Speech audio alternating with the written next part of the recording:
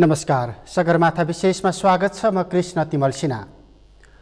दर्शकबिन, यति बेला विभिन्न प्रदेशमा प्रदेश सभाका पहिला बैठकहरू बसिराखेका छन्। विभिन्न एजेन्डाहरूले धमाधम अब राष्ट्रिय राजनीतिमा प्रवेश पाउँदैछन्। प्रदेशबाट स्थानीय तहका एजेन्डाहरू राष्ट्रिय राजनीतिमा प्रवेश पाइराखेको अवस्था छ र केही प्रदेशमा बैठकको अन्तिम तयारी भइरहेको छ र अधिकांश प्रदेशमा पहिलो चरणको बैठक बसेको छ।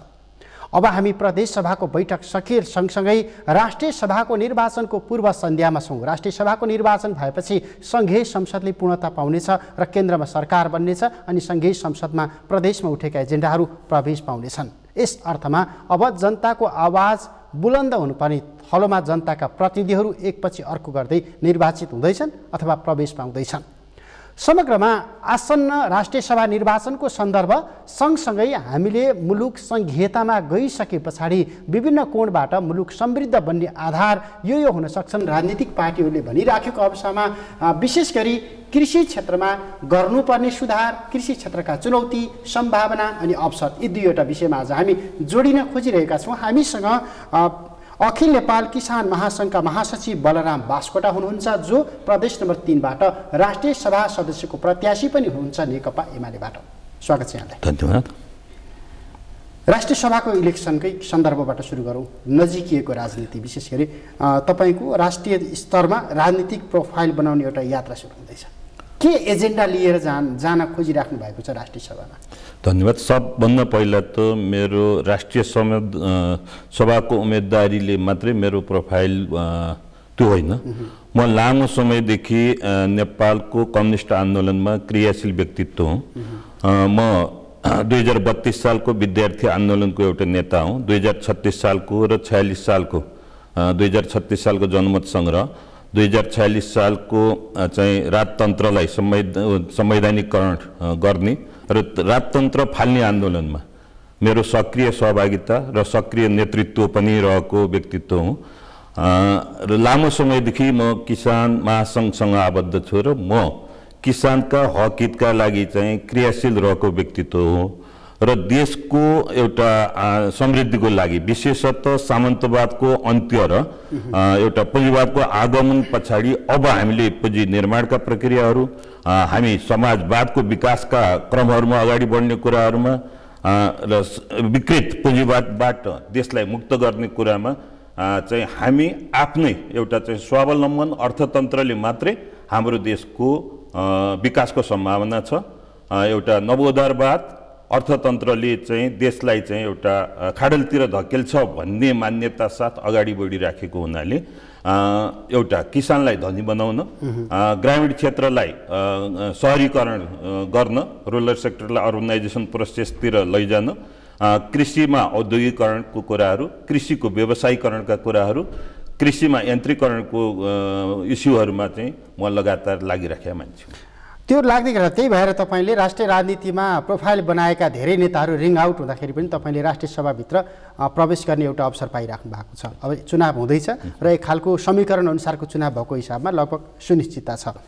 के एजेन्डा लिएर जाँदै हुनुहुन्छ भन्ने राखेको छु। त्यही भएर अहिले मुलुकको एजेन्डा भनेको एउटा सङ्क्रमण काललाई अन्त्य गरेर समृद्ध नेपाल को प्रक्रिया उसमा चाहिँ अगाडि बढिरहेका छौँ। नयाँ नेपाल निर्माण गर्ने कुरामा चाहिँ अगाडि बढिरहेका छौँ र वर्षौँदेखिको संविधान सभा र यसद्वारा निर्मित संविधानले मात्रै देशको एउटा चाहिँ गोरेटो खन्न सक्छ भन्ने मान्यतालाई विशेष गरेर कम्युनिस्ट आन्दोलनले चाहिँ जुन गरेको थियो त्यो पूर्ण भएको अवस्था छ र राष्ट्रिय सभाको निर्वाचनले त्यसलाई चाहिँ एउटा पूर्णाङ्क गर्नेछ र अहिले रोकिएको परिवेश चाहिँ जुन छ नि, राष्ट्रिय सभाको निर्वाचनको परिणाम नआउँदै प्रतिनिधि सभाको समानुपातिकको चाहिँ परिणाम चाहिँ नल्याउने जुन चाहिँ प्रपञ्चहरू छ, यसका विरुद्धमा समग्र रूपमा समृद्ध नेपाल, नयाँ नेपाल, समाजवाद उन्मुख नेपाल निर्माणको लागि नै हाम्रो एजेन्डा केन्द्रित हुनेछ। त्यसको लागि चाहिँ सबभन्दा हाम्रो देशको विकासका लागि पूर्वाधारहरू के हुन् त भन्दा साथ त पहिलो कृषि हो, दोस्रो चाहिँ जलस्रोत हो, तेस्रो पर्यटन हो। अब दुईटा जलस्रोत र पर्यटन विकासको लागि पनि पूर्वाधार विकास गर्ने पहिलो फ्याक्टर भनेको चाहिँ कृषि नै हो। त्यसकारण अघि मैले भने कृषिमा अहिले के छ त भन्दा एउटा जीविकोपार्जन निर्वाहमुखी कृषि प्रणाली छ, त्यसलाई अन्त्य गरेर कृषिको व्यवसायीकरणलाई केन्द्रित गर्ने चिजमै हामी चाहिँ केन्द्रित हुन्छौँ। अब जस्तो 15-18 वर्षदेखि समग्र किसानहरूसँगै बसेर काम गरिराख्नु भएको छ, कृषिको क्षेत्रमा लागिराखेका किसानहरू र उनीहरूको हकहितको सन्दर्भमा काम गर्दै गर्दाखेरि अबको जस्तो हामी समृद्धिको मुख्य आधार नेपालको कृषि क्षेत्र भनिराखेका छौँ र कृषि क्षेत्रको सम्भावनाहरू यहाँले कहाँ कहाँ देख्नु भएको छ र चुनौतीहरू के छन् जुन हामीले अबका दिनमा सामना गर्छौँ? बहुत राम्रो प्रश्न सोध्नु। कृषि क्षेत्रको सम्भावनाहरू बृहत्तर छन् र हामीले कानुनी रूपमा कृषि विकासका आधारहरूको चाहिँ गरेको रूपरेखा चाहिँ कोरिसकेका छौँ। पहिलो खाद्य सम्प्रभुता, जुन जनताको खान पाउने अधिकार सुनिश्चित गर्ने कुरो हाम्रो संविधानमा मौलिक हकमा चाहिँ स्पष्ट रूपले चाहिँ किटान गरिएको छ। दोस्रो, हाम्रो संविधानको निर्देशक सिद्धान्तमा सामन्ती भूस्वामित्वको अन्त्य गर्ने कुरो चाहिँ गरिएको छ। तेस्रो, हामीले चाहिँ दीर्घकालीन कृषि रणनीतिको निर्माण गरिसकेका छौँ। चौथो, हामीले चाहिँ कृषिमा एउटा व्यवसायीकरणको पूर्वाधार पनि सृजना गरेका छौँ र तदअनुरूप किसानहरूलाई सुसूचित गर्ने त्यसलाई एक्जुकेट गर्ने काम पनि हामीले चाहिँ सुरु गरिसक्नु भएको छ। खाद्यमा सम्प्रभुता, नागरिकको खान पाउने अधिकार, खाद्य अधिकार हामीले संविधानमा लेख्यौँ। 47 सालको संविधान, 47 सालको संविधानमा पनि हामीले यसलाई सुनिश्चित गऱ्यौँ। तर अहिले पश्चिमका पहाडतिर जाने हो भने खाना नपाएर मान्छे मरिराखेको छ।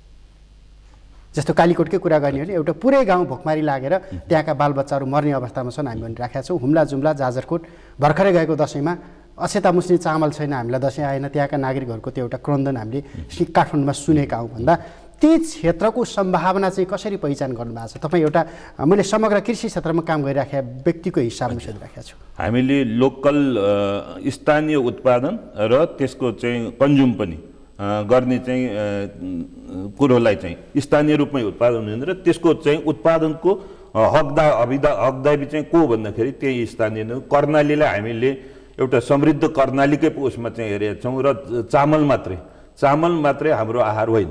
चामलको साटो, चामलले हामीलाई कार्बोहाइड्रेट दिन्छ, त्यसै गरी हामीले आलुमा पनि त्यो प्राप्त गर्छौँ। कर्णाली यस्तो समृद्ध क्षेत्र हो, त्यो हामीले उहाँहरूलाई सुशिक्षित चाहिँ एजुकेसन प्रशिक्षित गर्न नसकेको कारणले मात्रै कर्णाली अलिकता चाहिँ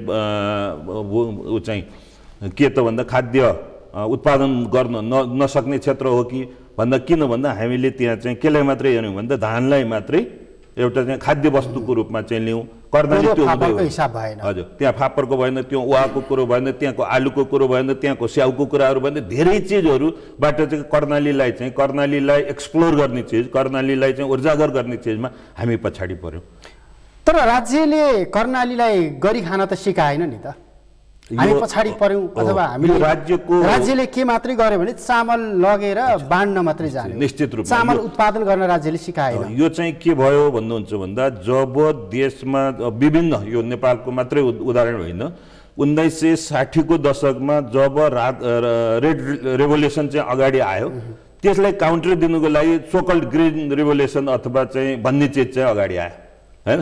किन अगाडि आइदियो भन्दाखेरि अब एउटा चाहिँ ग्रिन रिभोल्युसन चाहिँ आवश्यक थियो हैन, उत्पादकत्व बढाउने कुरो ग्रिन रिभोल्युसनले गर्यो, तर कसरी उत्पादन गर्ने भन्ने चिजलाई चाहिँ उत्पादन कसरी बढाउने भन्दा साथ केमिकल पेस्टिसाइड, केमिकल फर्टिलाइजरको कुराहरू अगाडि ल्यायो। किन ल्यायो त भन्दा एकातिर चाहिँ विश्वमा समाजवादी आन्दोलन एकदम अगाडि बढिराखेको भने त्यसलाई डाइभर्ट गर्नुको लागि ल्यायो र अफ्रिकन जनताहरूलाई पनि चामल पैठारी गर्ने काम चाहिँ गर्यो, जसले गर्दा अफ्रिकी जनताको जुन चाहिँ त्यहाँको स्थानीय उत्पादनलाई नै रिप्लेस गर्ने काम गर्यो। यो प्रतिक्रियावादीहरूको, यो साम्राज्यवादीहरूको, यो पुँजीवादीहरूको एउटा चाहिँ जाल थियो र यहाँ पनि यहाँका शासकहरू के चाहन्थे त भन्दाखेरि कर्णाली पछाडि नै पर्यो। कर्णाली चाहिँ के त भन्दाखेरि कर्णाली जस्ता जोनहरू जनताहरू जति अशिक्षित हुन्छन्, जनताहरू चाहिँ जति चाहिँ कुरा बुझ्दैनन्, त्यतिखेरसम्म त जागरण आउँदैन। जागरण नल्याउनको लागि तात्कालिक सत्तासीनहरूले गरेको एउटा चाहिँ षड्यन्त्र थियो। अब त्यो एकदमै वर्षौँदेखि दशकौँदेखि हामीले त्यहाँनिर स्थापित गरिराखेको एउटा त्यो षड्यन्त्र भनौँ अथवा त्यो संयन्त्र तोड्नुपर्ने अवस्था छ। अब नेकपा एमालेको नेता पनि हुनुहुन्छ, सँगसँगै किसान आन्दोलनमा सहभागी हुँदै गर्दा अब त्यो समृद्धिको यात्रामा राष्ट्रिय सभा सदस्यको हिसाबमा तपाईँ पनि सहभागी हुँदै हुनुहुन्छ। चुनौती फेरि पनि आदि भूगोल जस्तो हिमाली भूगोलमा जाँदाखेरि हामी कर्णाली हुम्ला जुम्ला मुगु मुस्ताङको अवस्था त्यही देख्छौँ। तराईमा जाँदा अन्न बालीको भण्डार भन्छौँ हामी, तर तराईमै त्यो अवस्था छ, मान्छेले पर्याप्त खान पाइराखेको छैन भन्दाखेरि त्यो भूगोललाई समृद्ध बनाएर सँगसँगै सहयात्रामा लैजानुपर्ने चुनौतीमा तपाईँहरू होमिँदै हुनुहुन्छ, तपाईँको पार्टी होमिँदैछ। अब सबभन्दा पहिले चाहिँ हामीसँग सुस्पष्ट कृषि नीतिको अभावमा यी चिजहरू चाहिँ खट्केका चिजहरू। हाम्रा तराईहरू कसले भन्छ अन्नको भण्डार होइन भनेर, तर विगत कालमा धान चामल कारखाना भनेर चाहिँ जुन स्थापित भएको त्यो अहिले धान र चामल चाहिँ हामीले आयातित गर्ने सृजना कसरी चाहिँ बन्यो त, यसमा हामीले गर्नुपर्छ, यो चिजलाई खोतल्नुपर्छ। अहिले पनि धान चाहिँ तराई क्षेत्रबाट धान भारतमा चाहिँ वो चाहिँ पैठारी हुन्छ। हामी चाहिँ फेरि चाहिँ के गर्छौँ त भन्दाखेरि चामल चाहिँ त्यहाँबाट ल्याउँछौँ र यो स्थितिको अन्त्य हामी यो धरती माताले नेपाल आमाले समष्टिगत रूपमा नेपाली जनतालाई खान पुग्ने उत्पादन दिन सक्छ। अहिले के छ त भन्दा 41 लाख हेक्टर जमिन चाहिँ खेतीयोग्य छ, त्यसमध्ये 10 लाख हेक्टर जमिनमा अहिले पनि खेतीपाती भएको छैन। 31 लाख मध्ये फेरि पनि 10 उसमा चाहिँ एउटा चाहिँ पुरानो परम्परावादी नगदेवादी बालीहरू चाहिँ छैन, जीवन निर्वाहमुखी खेती प्रणालीमै सीमित भएको चाहिँ अर्को चाहिँ 10 लाख हेक्टर घटाउनुहोस् 21 लाख हेक्टर छ। 21 लाख हेक्टरभित्र पनि अहिलेको परिवेश के छ त भन्दा युवाहरू चाहिँ ग्रामीण क्षेत्रबाट सहर र सहरबाट चाहिँ वैदेशिक रोजगारका लागि पलायन भइराखेका परिवेशहरू जुन हुन्, जसको कारणले हाम्रो इकोनोमी चाहिँ रेमिटेन्सकै आधारमा चाहिँ टिकेको छ। त्यसलाई युथ इन एग्रिकल्चर अथवा युवाहरूलाई चाहिँ हामीले कृषिमा मात्रै आकर्षण गर्न सक्यौँ भने नेपालको कृषिले देशको अर्थतन्त्र थ्याक्छ। र यो कस्तो छ त भन्दा एउटा भौगोलिक हिसाबले पनि हामी एउटा जैविक हिसाबले भन्नुहोस् 3टा बेल्ट छ। तराई बेल्ट छ, तराईका आफ्नै क्यारेक्टरिस्टिक्स विशेषताहरू छन् जुन अन्नको भण्डार हो। पहाडलाई हेर्नुहोस् तपाईँ फलफुल जुन्नार सुन्तलाको केन्द्र बनाउन सक्नुहुन्छ। हिमाली क्षेत्रलाई चाहिँ त्यसै गरी चाहिँ यो स्याउ फलफुलको चाहिँ केन्द्र बनाउँ। हामी विविधता एउटा हावापानीको हिसाबले पनि विविधता छ हाम्रो देशमा हैन। जैविक विविधताले परिपूर्ण नेपाल चाहिँ जसमा चाहिँ के त भन्दा जैविक खेती प्रणाली नै स्थापना हुन सक्छ र विश्वको बजार बन्न सक्छ नेपाल। यस्तो राम्रो भौगोलिक परिवेश भएको नेपालमा चाहिँ एउटा खाद्य असुरक्षाको, त्यसपछि कृषि जन्य वस्तुहरू बाहिरबाट चाहिँ आयातित गर्नुपर्ने चिजहरू कमसेकम नेकपा एमाले यो परिकल्पना गर्दैन। निर्वाहमुखी कृषि पेसाबाट व्यवसायीकरण गर्नको लागि सजिलो छ हामीसँग नेपाल जस्तो भूगोलमा सजिलो छ। हामी परिकल्पना गरिराखेका छौँ। हामीले यसको यहाँले भन्नुभयो दोस्रो विश्वयुद्ध यतादेखिका हामीले केमिकल ल्याएर माटो यति बिगारिसकेका छौँ, उत्पादनका सन्दर्भमा विषादी यति प्रयोग गरिसकेका छौँ, माटोको उर्वरशीलता हामीले यति मारिसकेका छौँ। अहिले पनि तत्कालै कायापलट हुन सक्ने सम्भावना त छैन। त्यो त सम्भावना छैन, तर अहिले पनि सबभन्दा अरू ठाउँको तुलनामा नेपाल नै यस्तो देश हो जहाँ चाहिँ चाहिँ यो केमिकल फर्टिलाइजर र ऊ चाहिँ पेस्टिसाइडको कम प्रयोग भएको चाहिँ ठाउँ हो। र जति यातायातको विकासको क्रमले यसको बढोत्तरी छ। एकातिर अर्कोतिर के छ त भन्दा अब मान्छेहरू जागरुक भइसक्यो। हिजोको 5 खाल हेर्नुहोस् तपाईँ, हिजोको 5 खाल जो 5 खालका चेलीबेटीको होइन बाबु नानीहरूको चाहिँ विवाह गर्न नै मान्छे हिचकिचाउँथे होइन, त्यहाँ छोरी दिन र त्यहाँका छोरी लिएर आउन चाहिँ मान्छे हिचकिचाउनु पर्ने अवस्था थियो। अहिले 5 खाल तपाईँ हेर्नु भने अब हामी एउटा जैविक परिवेशमा चाहिँ फर्कनु पर्छ भन्ने त्यो जनचेतना चाहिँ त्यहाँ सुरु भइसकेको छ। यसै गरी धादिङको चाहिँ रोड साइड हेर्नुहोस्, यो चाहिँ फर्केको स्थिति हो। मान्छेलाई बुझिसकेपछि होइन त स्लो पोइजन चाहिँ खाँदैछ, यसले चाहिँ तेरो मृत्यु हुन्छ भन्यो भने एकाध चाहिँ हरिप मानिसहरू धुन्नुकारी व्यक्तित्वहरू मात्रै मलाई मृत्यु बरु चाहिँ स्वाभाविक होला भन्लान्, तर आम जनसमुदायहरूले एउटा चाहिँ बिख पिउन चाहिँ रुचाउँदैन। र यसलाई चाहिँ गाह्रो छ। म सन् 2002 देखि यो अभियानमा लागेको छु होइन, त्यतिखेर र अहिलेको चाहिँ गर्दा म एकदमै सन्तुष्ट, सुधार आएको छ भन्ने कुरा म विश्वस्त छु। अब यो जस्तो अबका दिनमा गर्नुपर्ने विशेष गरी कृषि क्षेत्रमा उत्पादन बढाउनको लागि, कृषि क्षेत्रमा क्रान्ति ल्याउनको लागि, आत्मनिर्भर बनाउनको लागि गर्नुपर्ने सुधारहरू के छन्? यहाँले कुनै लिपिबद्ध गर्नुभएको होला? सब छ नि हामीसँग। कृषिको अघि मैले भने व्यवसायीकरण, यान्त्रिकरण, सहकारीकरण र बजारीकरण, राज्यको भूमिका म भन्दैछु यो यसमा राज्य लाग्नै पर्छ होइन, नत्र हामी कङ्गाल हुने कि हामी समृद्ध हुने भन्ने प्रश्न हो। र यो प्रश्नमा कृषि एउटा चाहिँ एग्रिकल्चर डेभलपमेन्ट स्ट्राटेजी कृषि विकास रणनीति पनि तर्जुमा भएको छ र त्यसले सबभन्दा पहिले चाहिँ यो कुरालाई अंगीकार गरेको छ। दोस्रो कुरो जीएमओ जेनेटिकली मोडिफाइड चाहिँ प्रडक्टहरू हामी कहाँ चाहिँ प्रतिबन्ध लगाइएको छ। हिजोको चाहिँ अघि मैले भने के त भन्दा यो कृषि क्रान्ति अथवा हरित क्रान्ति भनेर जुन उत्पादकत्व त बढाउने कुरो गर्यो त्यसको साइड इम्प्याक्ट के हो भन्ने कुरो त्यसले चाहिँ हेरेन। अहिले पनि जेनेटिक रिभोल्युसन भनेर आछ। तपाईँ एउटा चाहिँ आँपमा हात्तीको थोरै दिन लाग्नु भने त्यो चाहिँ एउटा त्यो तपाईँ यहाँ अगाडि भएको कम्प्युटर जत्रो चाहिँ आँप उत्पादन हुन्छ हैन। त्यसै गरी सुँगुरको जिन चाहिँ ल्याएर उसमा चाहिँ धानमा पनि राखिदिन सक्नुहुन्छ। तर त्यसको एउटा चाहिँ एउटा हेल्थ इम्प्याक्ट के हो त्यो चाहिँ हामीले चाहिँ लिँदा कस्तो चाहिँ हाम्रो चाहिँ हेल्थलाई हाम्रो स्वास्थ्यलाई कस्तो असर गर्छ त्यो हामीले रिसर्च गरेका छैनौँ र अहिले विश्वमा यो जीएमओ प्रडक्ट चाहिँ एप्रुभ पनि भएको छैन। त यसको यो जीएमओ हामीले चाहिँ गरेका छौँ। त्यसमा त्यो कृषि रणनीतिले 10 वर्षभित्र नेपाललाई चाहिँ बायोडाइभर्सिटी बेस्ड भने मतलब यो जैविक खेती प्रणालीमा चाहिँ लैजाने कल्पना गरेका छ। तेस्रो किसान महासङ्घ जो हो त्यसले पनि यो मोमेन्टले हो नि आखिरमा हैन। हामी मोमेन्टकै मान्छे हौँ र आम किसानलाई सचेतन गर्दै राज्यलाई हामी चाहिँ दबाब दिन्छौँ। म सांसद भए पनि नभए पनि कोही मान्छे भए पनि यो एउटा चाहिँ कोर्सतिर अगाडि बढेको छ र अहिलेको समस्या भनेको सबभन्दा चाहिँ सुस्पष्ट ल्यान्ड युज पोलिसी नभएर पनि हो। र अहिले के छ त भन्दा नेपालको भूमि यति खण्डीकरण भएछ। नेपालको जनसङ्ख्या चाहिँ करिब चाहिँ 3 करोड छ। भूमिको जनसङ्ख्या भन्नुहुन्छ भन्दा 1.5 करोड छ। भनेपछि यो विकराल स्थितिले चाहिँ हामीले कृषिको व्यवसायीकरण गर्न नि सक्दैनौँ, कृषिको यन्त्रीकरण गर्न नि सक्दैनौँ र कृषि चाहिँ क्षतविक्षत हुने शहरीकरण समस्या बन्यो। शहरीकरण भन्दा पनि उसमा पनि तपाईँ गाउँकै भूमि हेर्नुभयो भने एउटा मान्छेको हामीले त ठुल कृषि विकास गर्नुको लागि त धेरै जमिनहरू सामूहिक खेती प्रणालीलाई चाहिँ विकास गर्नुपर्छ नि। त्यो चाहिँ ठुल्ठुला फार्महरू स्थापना गर्नुपर्छ नि। त त्यो के छ त भन्दा भूमिको जनसङ्ख्याको कारण ल्यान्ड जुन चाहिँ फ्रेगमेन्टेड भइराखेको छ, खण्डीकरण भइराखेको छ, त्यो नै एउटा कृषि विकासको अवरोध हो भन्ने हिसाबले हामीले सहकारीमा जाउँ, सामूहिक खेती प्रणालीको विकास गरौँ भनेर यसको प्रक्रियाहरू पनि चाहिँ ठाउँ ठाउँमा चेतनशील जागरुक युवाहरूले त्यो सुरु गर्नुभएको छ। अब हिजो चाहिँ वैदेशिक रोजगारमा चाहिँ जाने चाहिँ जुन चाहिँ साथीहरू हुनुहुन्छ उहाँहरू पनि त्यहाँ गएर पनि खेतीपातीको चाहिँ त्यहाँ गएर भेडा गोठाला हुनुभएको छ, त्यहाँ गएर चाहिँ उठ गोठाला हुनुभएको छ, त्यहाँ गएर खेतीपातीमा लाग्नु भएको छ। त्योभन्दा त मेरो त्यो काम म यहाँ गर्छु भनेर चाहिँ एउटा सुरुवात पनि भएको छ। अब यो चाहिँ गुणात्मक एउटा फड्को अझै नमारिसके भए पनि मात्रात्मक रूपमा जुन विकासहरू भएको छ र सन्तोषजनक छ। सन्तोषजनक त छैन, सन्तोषजनक छैन। किन सन्तोषजनक छैन भन्नुहुन्छ भन्दा हामीले अहिले पनि 25 अरब भन्दा बढीको चाहिँ चामल आयात गर्छौँ, हामीले प्याज आयात गर्छौँ हैन, अनि हामीले चाहिँ तरकारीहरू आयात गर्छौँ।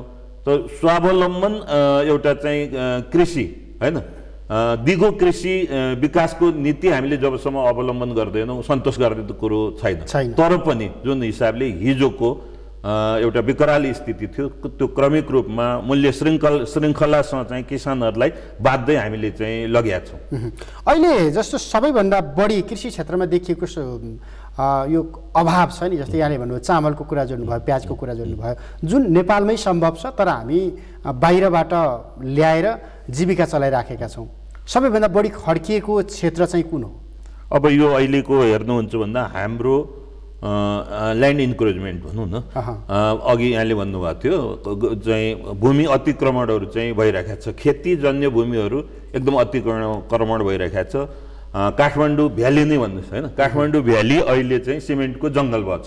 हिजो म केटी हुँदाखेरि होइन तरकारी यहाँबाट चाहिँ बाहिर जान्थ्यो, गोबीहरू लसुनहरू यहाँबाट चाहिँ काभ्रे जान्थ्यो, यहाँबाट धादिङ जान्थ्यो, यहाँबाट चाहिँ ललितपुरका दुर्गम क्षेत्रमा चाहिँ जान्थ्यो। आज ती ठाउँबाट चाहिँ यहाँ चाहिँ तरकारीहरू आयातित गर्दै किन भन्दाखेरि एउटा सुस्पष्ट अर्बन डेभलपमेन्टको खाकै कोरेनौँ हामीले, जसको कारण चाहिँ यो विकराल स्थिति चाहिँ सृजना भएको।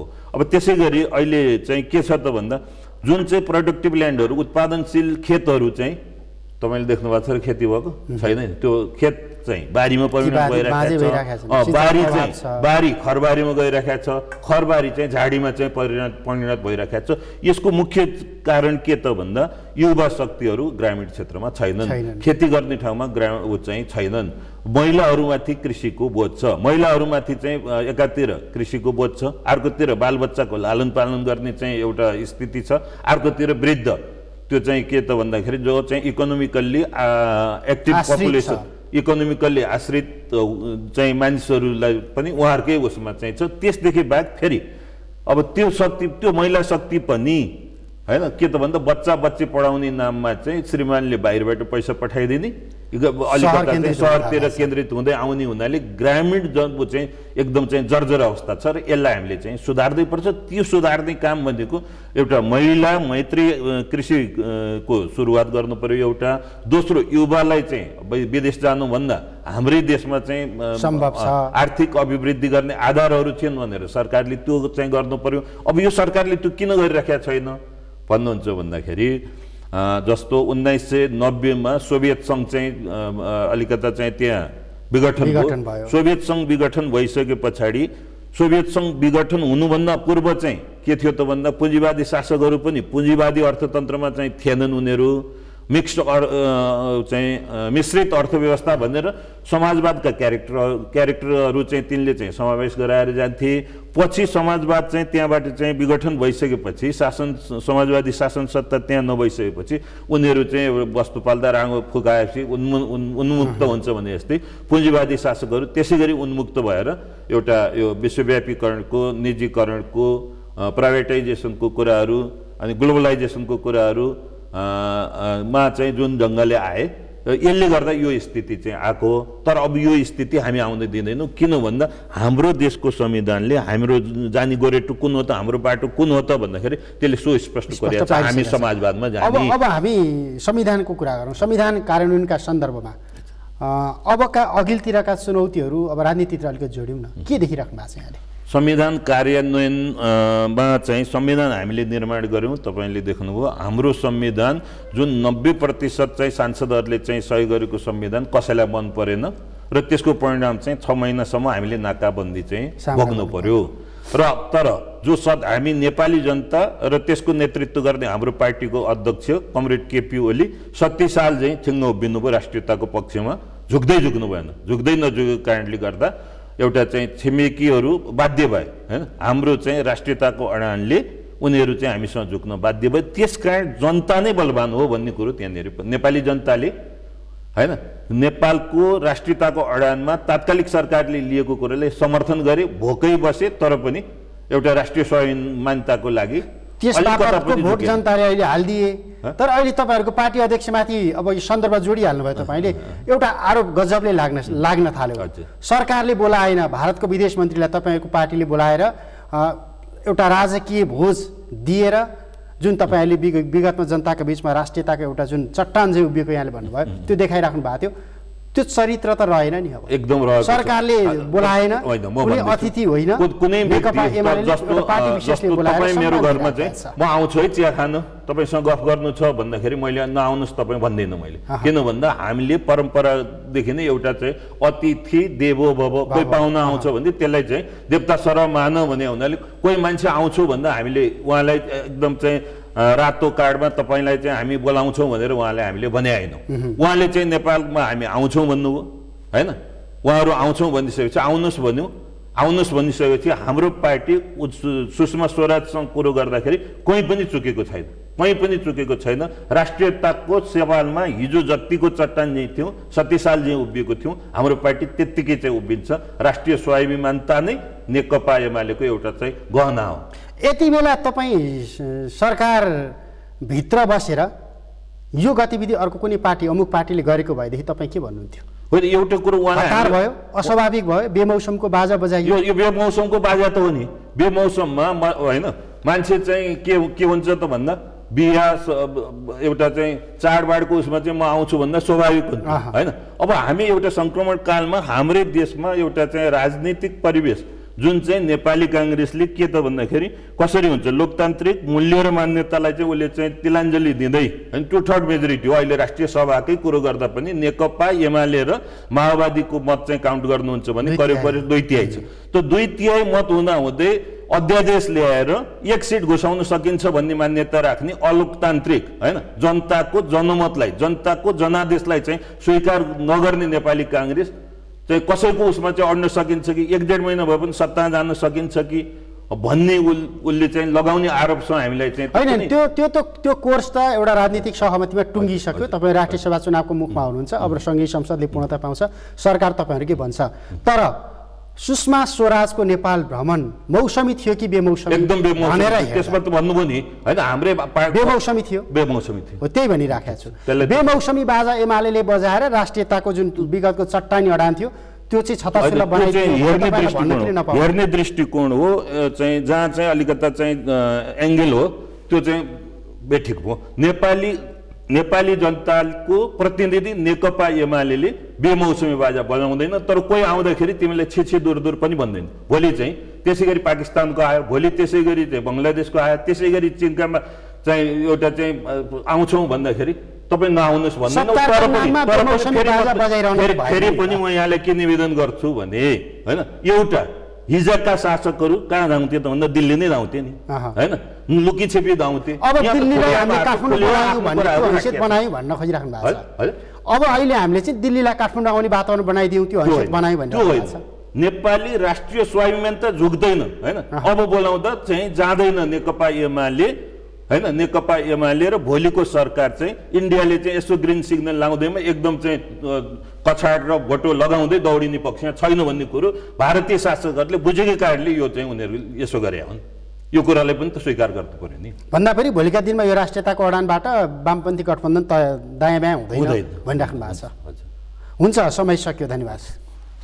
दर्शकबिन सगरमाथा विशेषको समय सक्यो। आज हामीले विशेष गरी किसानका कुरा अलि बढी गऱ्यौँ। अखिल नेपाल किसान महासङ्घका महासचिव बलराम बास्कोटा हामीसँग हुनुहुन्थ्यो र उहाँ राष्ट्रिय सभा सदस्यका सन्दर्भमा प्रदेश नम्बर 3 बाट नेकपा एमालेका तर्फबाट प्रत्याशी पनि हुनुहुन्छ र समग्रमा 15 वर्ष यता नेपाली किसानको समस्यासँग जुधिराख्नु भएको र नजिकबाट किसानहरूसँग काम गर्दै आउनु भएको प्रतिनिधि पात्रका हिसाबमा उहाँसँग हामीले अबको सरकारका अघिल्तिर अबको नेपाल निर्माणमा समग्रमा कृषि क्षेत्रलाई कसरी तान्न सकिन्छ र मुलुकलाई कृषिका हिसाबमा आत्मनिर्भर बनाउन सक्ने आधारहरू के हुन सक्छन् र चुनौती अनि सम्भावना के छन् भन्ने विषयमा अलि बढी जोडेर संवाद गऱ्यौँ। समय र संवादका लागि म फेरि पनि बलराम बास्कोटालाई धन्यवाद दिन्छु। नेपालको पहिलो न्युज च्यानल सगरमाथा टेलिभिजन हेर्दै गर्नुहोला। नमस्ते।